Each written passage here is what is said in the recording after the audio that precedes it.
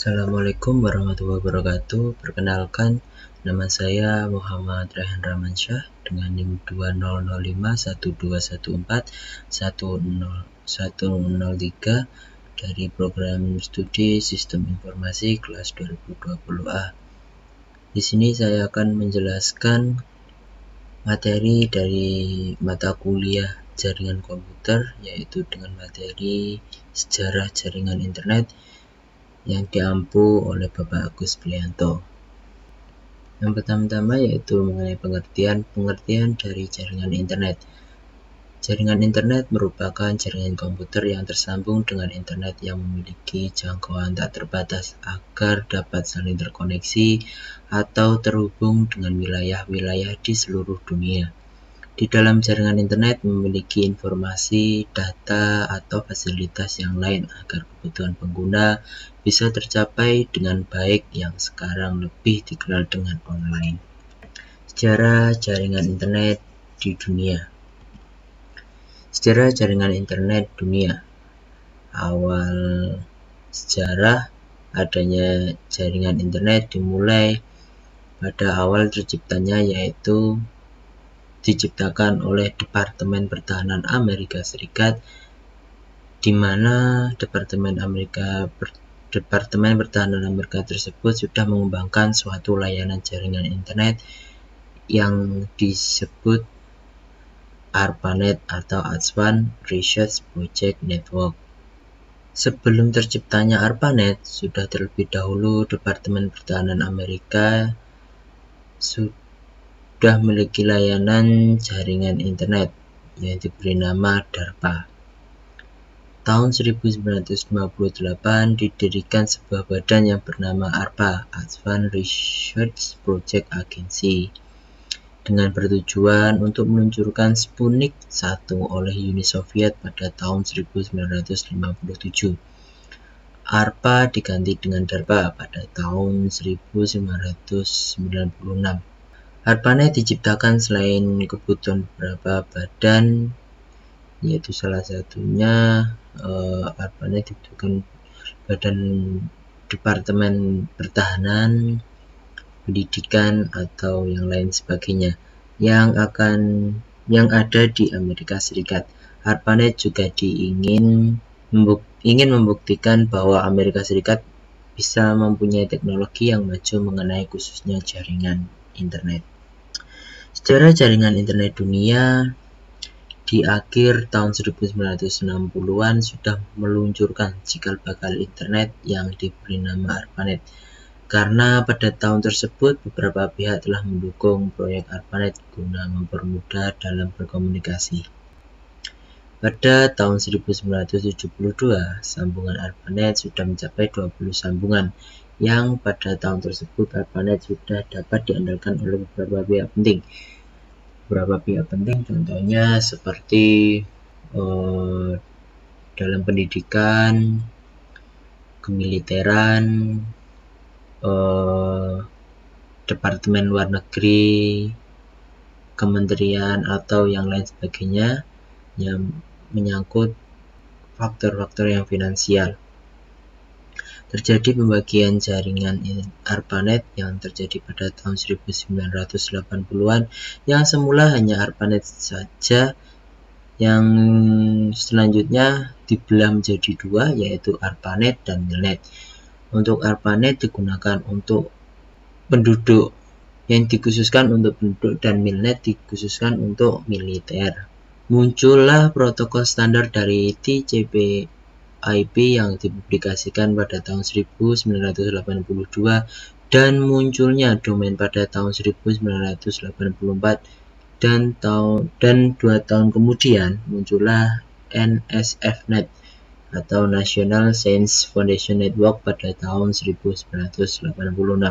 Muncullah WWW, World Wide Web, ini yang sering kita temui. Muncul pada tahun 1990-an, WWW merupakan layanan internet yang berbasis grafis.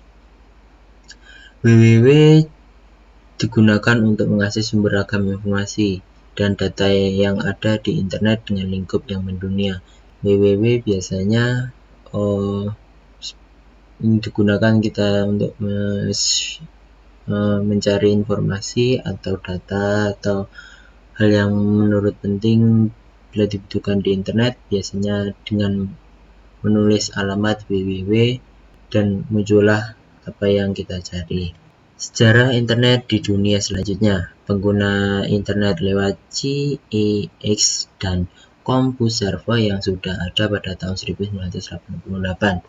CEX sudah menawarkan jasa email, newsgroup, dan juga menawarkan jasa akses HTTP dan FTP. Dan HTTP masih kita gunakan. Jadi setelah menuliskan biasanya ingin mencari sesuatu, setelah HTTP lalu disusul oleh www. Pada tahun 1989, tepatnya di Jakarta, sudah ada pengguna CompuServe yang sudah terhubung dengan Gateway Infonet. Biaya CompuServe lebih mahal dibandingkan CEX yang lebih murah. Pada tahun 1988 juga Indonesia sudah didaftarkan protokol internet, tepatnya pada tanggal 24 Juni, yaitu bertempatan di ITB, Institut Teknologi Bandung.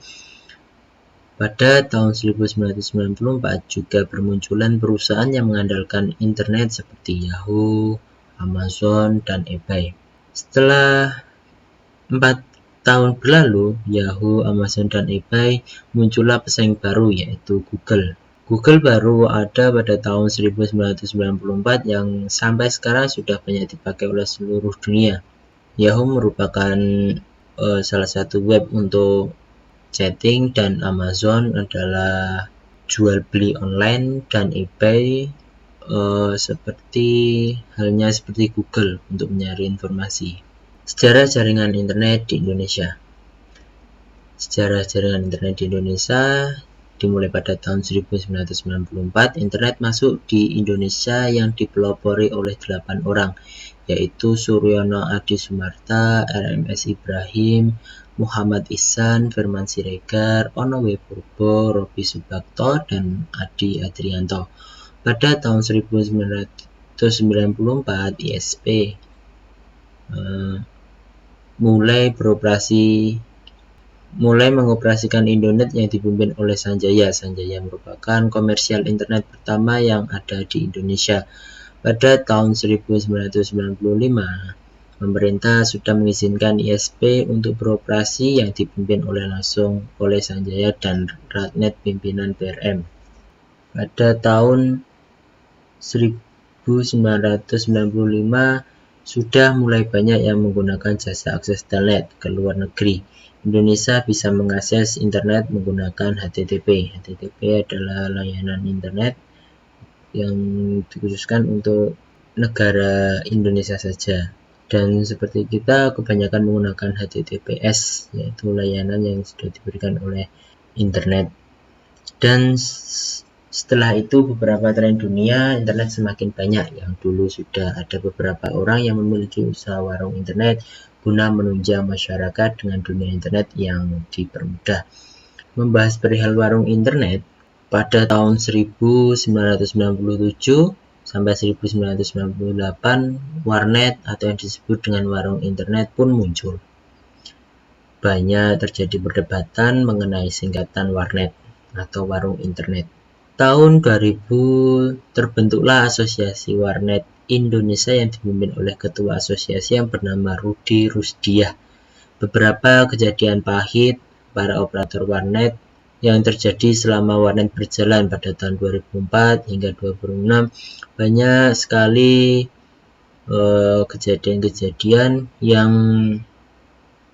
membuat operator warnet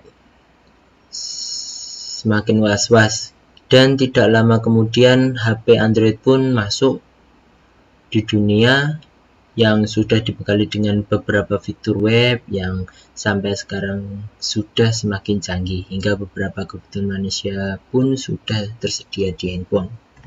Beberapa aplikasi yang disediakan oleh internet. Aplikasi yang bisa digunakan dalam menggunakan internet contohnya yaitu email, Email merupakan alat yang digunakan untuk mengirim dokumen dan bisa juga digunakan untuk mengirim pesan juga. Selain email, ada beberapa aplikasi lainnya seperti www. www digunakan untuk mencari sebuah informasi yang sudah dibahas tadi.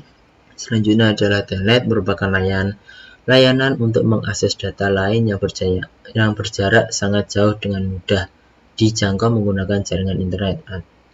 Yang ketiga ada FTP, File Transfer Protocol, yaitu aplikasi internet yang digunakan untuk menyimpan dan mengirimkan file yang sudah di-download agar mudah untuk orang lain mendownloadnya atau membukanya. Gopher merupakan aplikasi yang digunakan untuk melihat gambar dan teks saja. Untuk selanjutnya ada mailing list. Mailing list merupakan aplikasi yang digunakan untuk berkomunikasi seperti halnya pada email. Jadi bisa digunakan untuk mengirim gambar, mengirim pesan. Ya, mailing list samalah dengan email. Juga bisa berkomunikasi pada grup. Search engine. Search merupakan aplikasi yang digunakan untuk mencari sebuah alamat yang dituju. Search biasanya tampil pada kolom-kolom sebelum kita untuk mencari informasi. Biasanya terdapat kolom yang tulisannya search. Nah, disitulah biasanya kita mengetik untuk mencari informasi yang kita cari. Usernet news merupakan informasi yang hampir saja. Mailing list jadi hampir sama dengan email. Chatting merupakan tempat berkomunikasi dua orang atau lebih, yaitu seperti halnya dengan chattingan seperti WA, Yahoo Messenger, Telegram, dan lain-lain. Newsgroup merupakan perkumpulan orang dalam sebuah organisasi yang sama, dan di newsgroup pun percakapan antara mereka sedang terjadi, biasanya seperti itu. Ini adalah perkembangan internet di Indonesia pada tahun 2000. Adanya 361 juta jiwa yang menggunakan internet dan populasinya menaik menjadi 513 sampai pada tahun 2020 yang mencapai rekor 25 miliar sekian pengguna internet yang ada di Indonesia. Manfaat internet ada banyak. Secara global teknologi semakin canggih dengan jaringan yang semakin cepat juga. Sarana internet bisa digunakan dengan jangkauan yang cukup jauh. Para pengguna internet biasanya menggunakannya tidak dengan alasan, melainkan karena kebutuhan, seperti sebagai sarana belajar mengajar, seperti halnya kita sekarang. Beberapa siswa-siswi, mahasiswa atau mahasiswi atau pelajar-pelajar yang ada di Indonesia sedang menghadapi virus COVID-19 dan harus terpaksa kegiatan belajar mengajar menggunakan sarana online atau daring. Sebagai sarana hiburan, bisa melihat video, mendengarkan musik atau yang lain, digunakan untuk media komunikasi, bisa digunakan sebagai media berita, jadi berita-berita yang hot news atau yang lagi tren biasanya banyak tertulis di internet. Perdagangan online seperti halnya yang kita sekarang banyak temui, yaitu all shop. Jadi kesimpulan dari internet bahwa perkembangan dunia yang berbasis internet dari zaman dulu hingga sekarang tumbuh semakin pesat. Berbagai fasilitas dan kemudahan didapatkan pada era sekarang. Dengan demikian, pengguna internet sudah layaknya digunakan secara baik dan tentunya sangat berguna. Tantangan yang dihadapi pun akan semakin banyak dan akan semakin canggih juga. Penduduk bumi ini bisa merasakan fasilitas yang serba online. Jadi cukup sekian penjelasan dari saya. Bila ada salah tutur kata, saya mohon maaf sebesar-besarnya. Wassalamualaikum warahmatullahi wabarakatuh.